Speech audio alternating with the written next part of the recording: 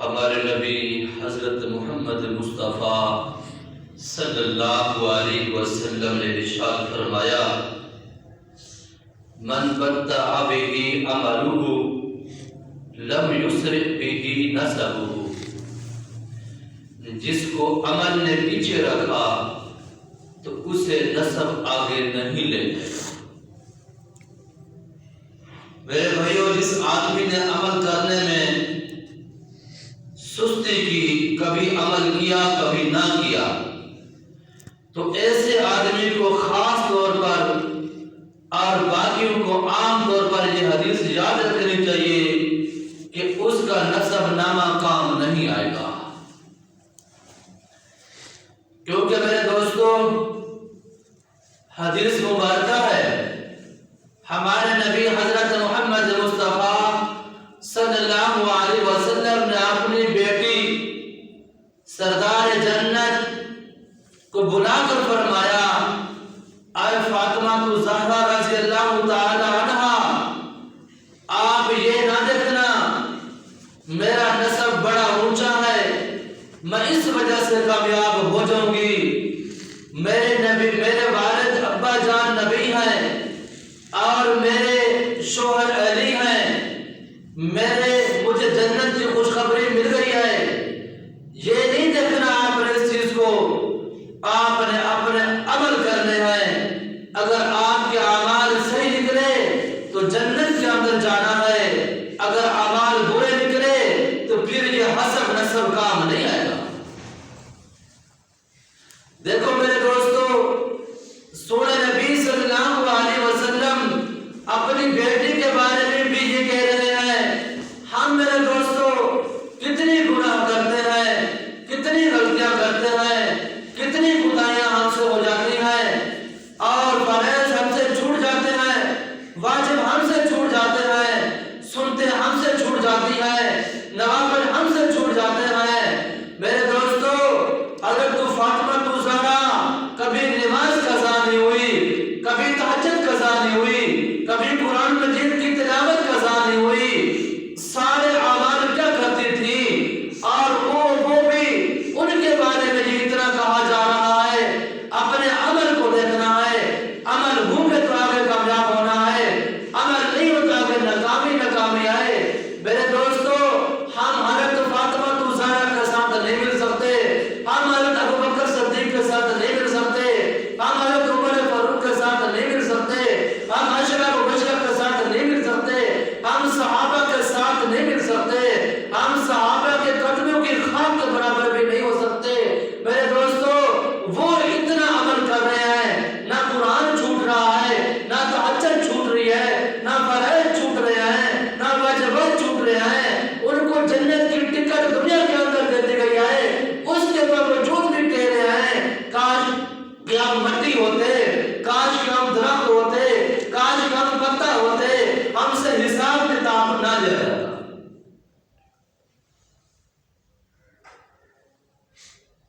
میرے دوستو، حضرت آدم علیہ السلام سے لے کر ہمارے نبی حضرت محمد مصطفیٰ صلی اللہ علیہ وسلم تک سارے انبیاء 1,24,000 کم و بیش پیغمبر یہی دعوت دیتے آئے، لا الہ الا اللہ پڑھ لو کامیاب ہو جاؤ گے، لا